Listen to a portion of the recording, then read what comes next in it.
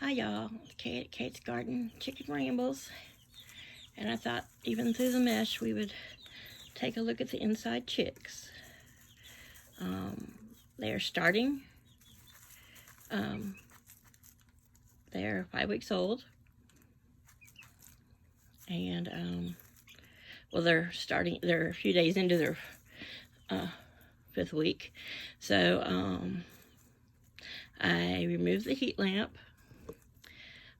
I was sick of seeing it out of the corner of my eye, and they were spending, more time further and further away from it. So I took it out because they're getting quite big, and they've really shedded most of their little down feathers. So it was a matter of, just the fire hazard and, the power draw. So we are supposed to have a few more nights, like in the 30s. I think it's in the 40s tonight, but it's probably 65 in the house, between 60 and 65, where we like it. But I got the little Happy Coop chick heater there, which is just radiant, and they've been up on their perch, and then some of the time they're, down sitting in front of it, kind of all side by side in front of the heat. So I brought one of the Coop LED lights out for them, and they're kind of still in that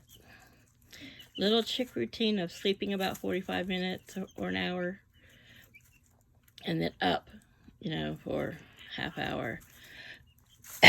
So I had their light off, but then I heard them stirring and making a little noise and moving over towards their food and water. So I turned their light on, and we will start training them that the difference between the daytime and the nighttime.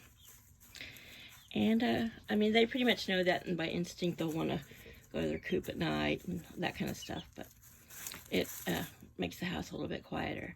Though, as I've said before, this breed tends to make this noise they're making quite loudly the whole time they're foraging.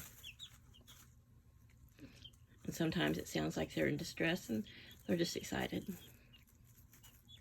So they've got a few little grown-up chicken treats, just small bits, and I've mixed, they got really fine chick grit that I put with the little treat that I've tossed out for them to scratch around for.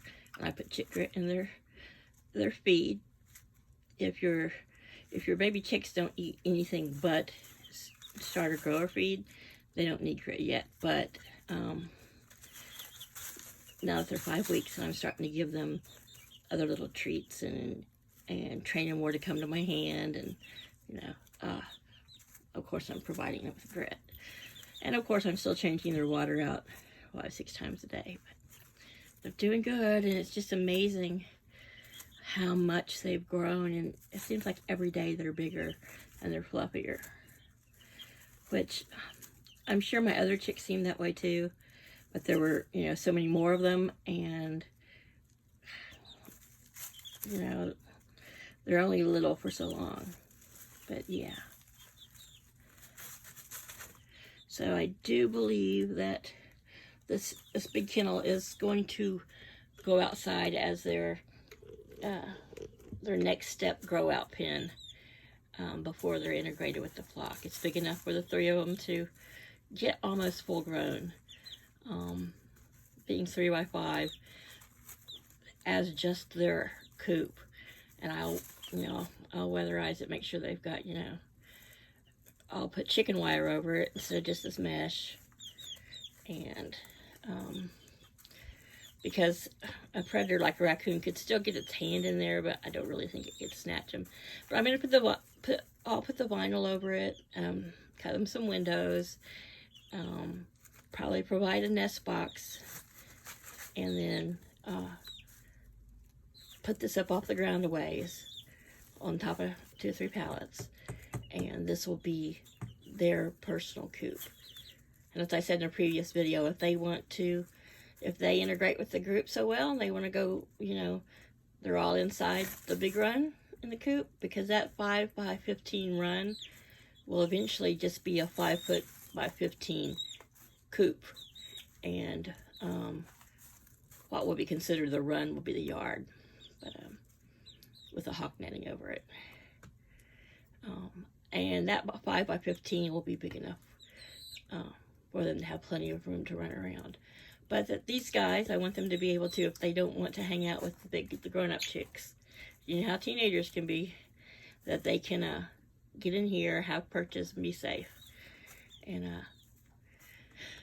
even if I got an automatic door for the other coop, for inside, I don't ever go anywhere. I enjoy getting up and letting them out in the morning and talking with them and making sure they're up at night. I'm enough OCD. You know, I always got to do a head count every night. Even if I see all 4 walking there before bed, I got to go count them. So, anyway, that's kind of where we're at. Just showing how big they're getting. He is, they are, you know, the cream-crested leg bars. He's not showing, well, he hasn't, of course, doesn't have any of his hackle or saddle feathers yet. But if they're a cream color, you know, I'm just curious if he's going to be a true cream or if he's going to be more like a silver. Because there are 3 colors for them. They have the silver leg bar, a cream leg bar. I think the other one is, oh, I can't think of the name. I don't know if it's a little more rare. I mean, I've seen them called pearls and other colors, but it has to do with the colors around their hackles and chests. And the girls are starting to get their coral/tan on their chest more now. You can see them, but they're back to looking pretty. Not so ugly chick anymore. Still have a few tiny little down feathers, but not really many. They still got those cute little mohawks, which the girls will always have. Their little crests. They're like, yeah, they're a crest, Mom. They're not mohawks. But that noise they make constantly. Very curious. But they make it while they're foraging and when they're just playing and when they're just sitting on their perch. It's very different than their older compadres outside.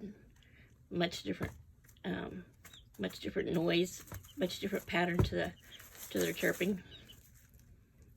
But they're sweet, and he definitely acts like a rooster. He kind of keeps them in line.